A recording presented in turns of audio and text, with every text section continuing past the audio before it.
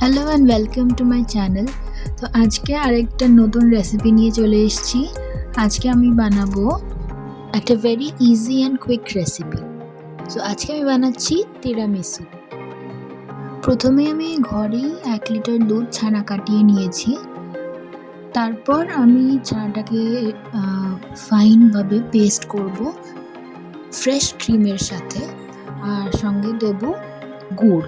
তোমরা চিনি ইউজ করতে পারো, আমি গুড় ইউজ করেছি সুইটনার হিসেবে।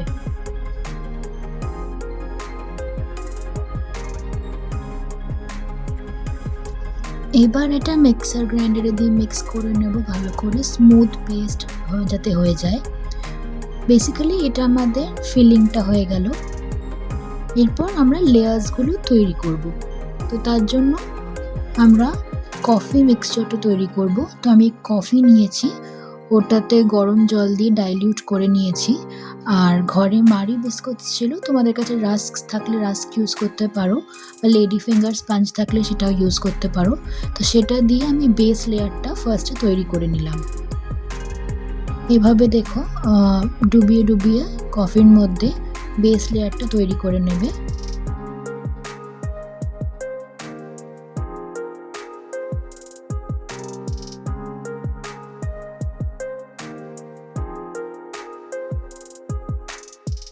তারপর ওপর থেকে খানিকটা কফি লিকার ঢেলে আমরা যে মিক্সচারটা তৈরি করলাম সেইটা, পনির অ্যান্ড ক্রিমের যে মিক্সচারটা তৈরি করলাম সেটা আমরা ঢেলে দেবো।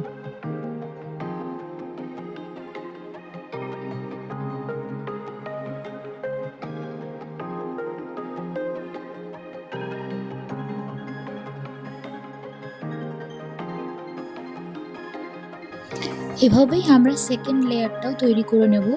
আবার বিস্কিটস কফি লিকারে ডুবিয়ে সেটা দিয়ে লেয়ার করে নেব, দিয়ে আবার ওই ক্রিম ফিলিংটা ওপরে দিয়ে দেব।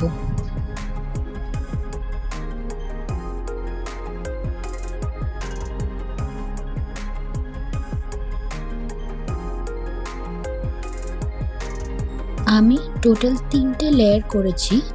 এখানে আমি 3টে লেয়ার দেখাইনি ভিডিওতে, লেন্দি হয়ে যাবে বলে, বাট তোমরা যে কটা লেয়ার ইচ্ছা করতে পারো। লাস্টে আমি রেফ্রিজারেট করেছি ফর 4-5 আওয়ার্স, অ্যান্ড খাবার সময় ফ্রিজ থেকে বার করে কোকো পাউডার ডাস্ট করে দেন সার্ভ করেছি।